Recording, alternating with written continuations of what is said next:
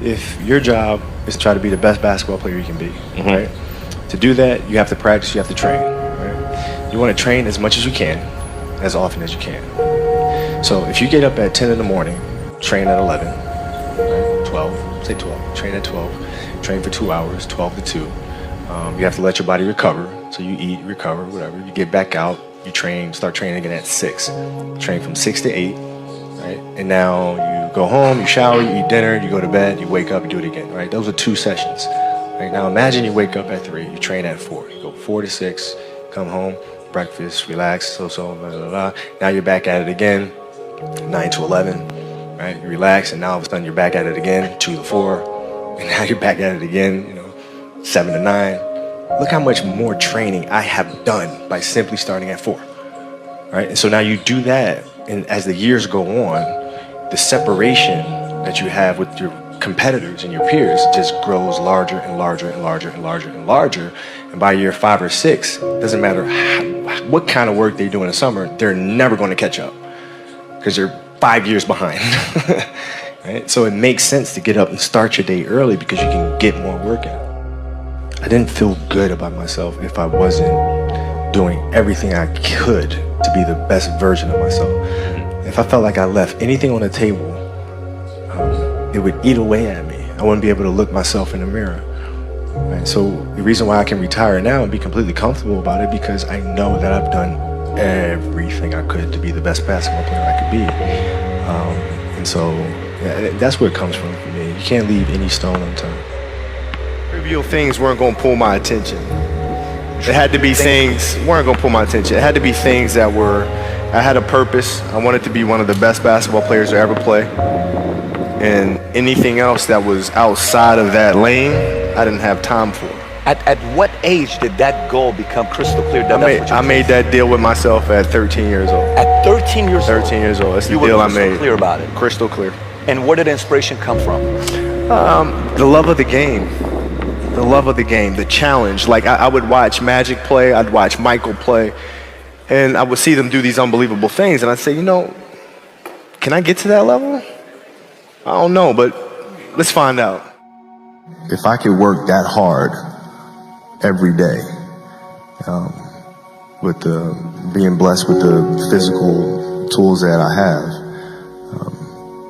what would my career be? And I made a promise to myself from that day that I was going to work that hard every single day so that when I do retire, I have no regrets.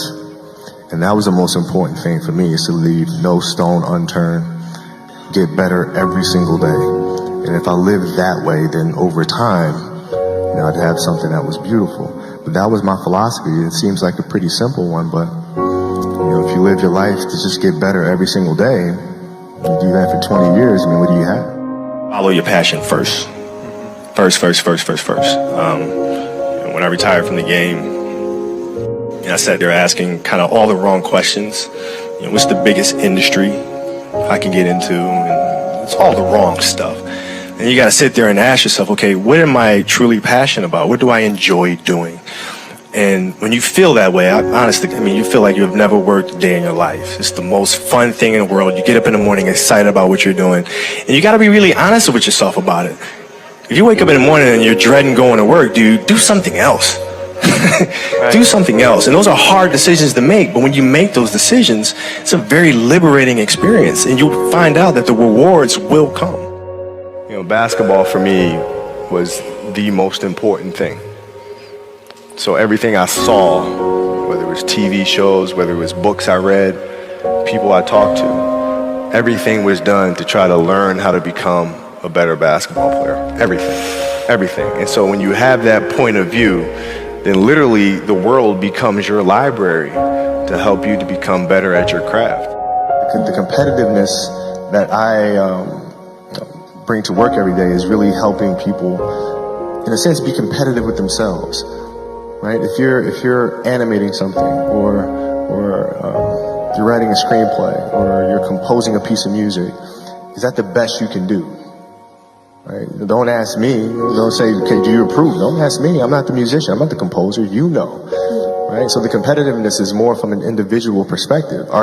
Is this the best you can do? And if the answer is yes, then off we go. We talk about this often, and we always talk about the fact that you can learn a lot more from the failures than you can from the successes. And you have to figure out where those landmines are, and then how to best avoid those, or help entrepreneurs, and ourselves included, figure out the clues of where those landmines are. Not that you're going to avoid all of them, right? But it's also, when you do step on one, figuring out, okay, how do you recuperate? How do you balance back and pick yourself up? Dreams it should be pure. I think a lot of times, when we're born into this world, we actually wind up going backwards. And it seems like the more we mature, the more responsible our dreams become. And the more governors we put on ourselves and our ability to dream and to reimagine. And it's always a fight for us parents and for you guys to make sure that your dreams always stay pure. And so it's not a matter of pushing beyond your limitations or expectations. It's really a matter of protecting your dreams, protecting your imagination. That's really the key. And when you do that, then the world just seems limitless. Passion came from the love for the game. I loved everything about it, like the smell of the ball. You love the smell of the ball? Yes, the ball. The smell of like brand new sneakers, and like the sound the ball makes when it hits the ground. Yeah, the ball going through the net, like all those things I love. And so the passion comes from that, because once you have that love, you just want to be a part of this thing all the time. I think the best way to prove your value is to work, is to learn, is to absorb, to be a sponge. You always want to outwork your potential.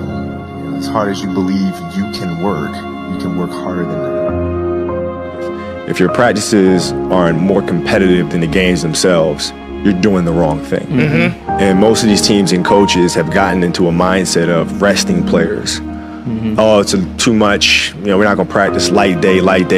Phil never gave us a light day. Mm-hmm. There's no days off. You show up and you work. Yeah. You practice. Yeah. And practices are going to be worse. They're going to be more physical.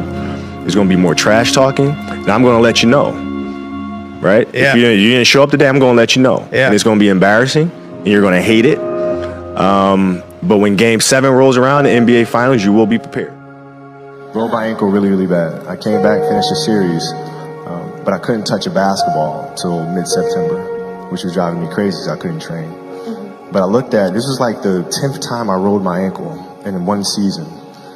So I'm looking at that and I'm saying, okay, I got to address that. And so being that I couldn't get on the basketball court, what I did was I took tap dancing lessons.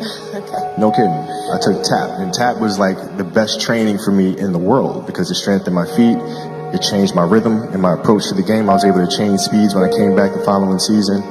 I think dancers put way more strain on their body than athletes do.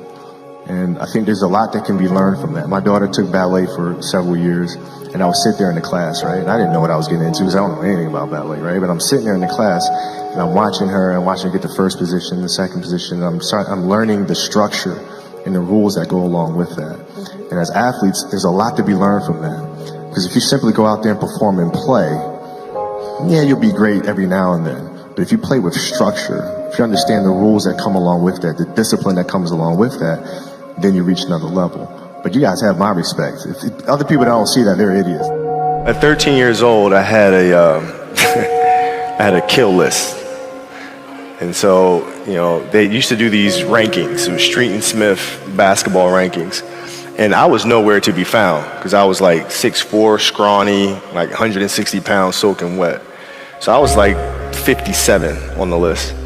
And so I will look at 56, 55, all the way up to number 1, who these players are, what club teams they played for. So when we go on an AAU travel circuit, I got to hunt them down, right? And so that became my mission in high school, is to check off every other person, all those 56 other names, hunt them down and knock them down.